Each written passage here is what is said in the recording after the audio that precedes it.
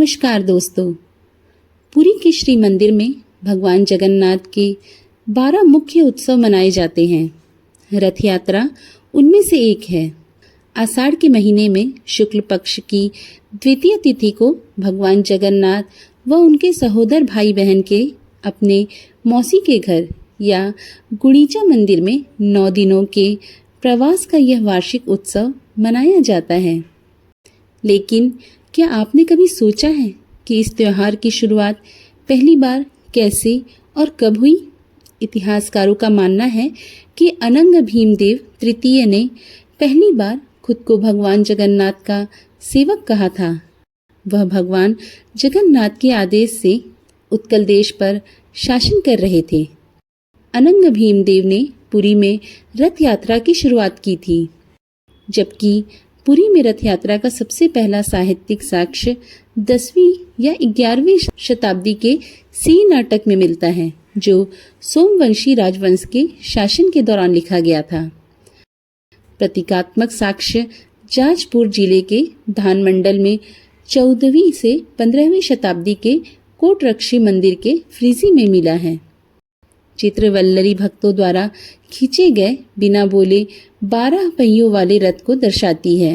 मूर्तिकला चित्रवल्लरी अब भुवनेश्वर में राज्य संग्रहालय में संरक्षित है।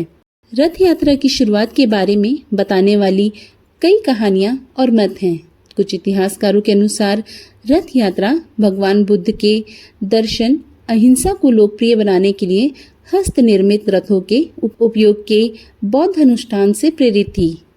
चीनी यात्री फाहियान, जिसने 5वीं शताब्दी ईस्वी में उड़ीसा का दौरा किया था, उन्होंने भगवान बुद्ध के रथों को सार्वजनिक सड़क के साथ खींचे जाने की परंपरा के बारे में लिखा था। वास्तव में यह प्रथा अभी भी नेपाल में प्रचलित है, जहां यह माना जाता है कि देवी और देवता भगवान बुद्ध के ही अवतार हैं। कुछ अन्य मतों के अनुसार रथ यात्रा की प्रेरणा कृष्ण परंपरा से ली गई थी। भगवान कृष्ण के गोपाल मंत्र में भगवान जगन्नाथ की पूजा की जाती है और रामानुज, रामानंद, कबीर, चैतन्य जैसे कई भक्त संतों ने भगवान जगन्नाथ को भगवान कृष्ण के साथ जोड़कर विश्वास को बल दिया। कृष्ण प्रकरण की एक कथा व्यापक रूप से रथ यात्रा से जुड़ी मानी जाती है।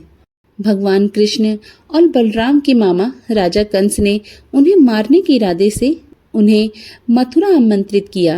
अक्रूर उन्हें लेने के लिए रथ लेकर आए थे। वे रथ पर बैठकर मथुरा के लिए रवाना हुए। मथुरा के लोगों को भगवान कृष्ण के दर्शन करने का अवसर तब मिला जब दोनों भाई बहन राजा कंस को हराने के बाद रथ में बैठकर मथुरा के चारों ओर घूमे थे। द्वारिका में भक्तों ने उस दिन को मनाया जब भगवान कृष्ण और बलराम ने शहर की सुंदरता दिखाने के लिए अपनी बहन सुभद्रा को रथ में बैठा कर लाए थे। रथ यात्रा से जुड़ी एक अन्य लोक कथा यह है कि देव स्नान पूर्णिमा के बाद भगवान जगन्नाथ और उनके भाई बहन को मंदिर परिसर में स्नान वेदी पर ले जाया जाता है। वेदी पर वे पवित्र जल के 108 घड़े से औपचारिक स्नान करते हैं।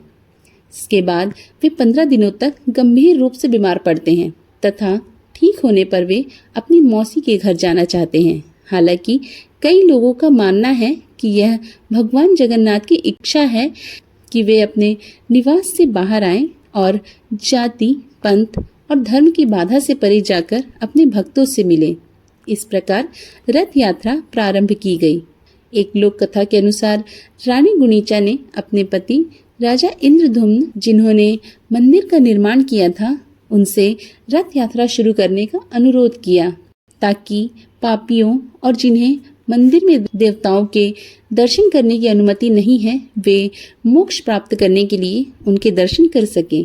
इस प्रकार इस रथ यात्रा को गुणीचा यात्रा के रूप में भी मनाया जाता है। आशा करती हूँ आपको मेरी आज की ये कथा पसंद आई होगी। पसंद आई हो तो एक लाइक कर दें। चैनल पर नए हो तो चैनल को सब्सक्राइब कर लें। साथ ही नोटिफिकेशन बेल ऑन कर लें, जिससे मेरे आने वाली वीडियो की जानकारी आपको सहज ही प्राप्त हो सके। राधे राधे। जय जगन्नाथ।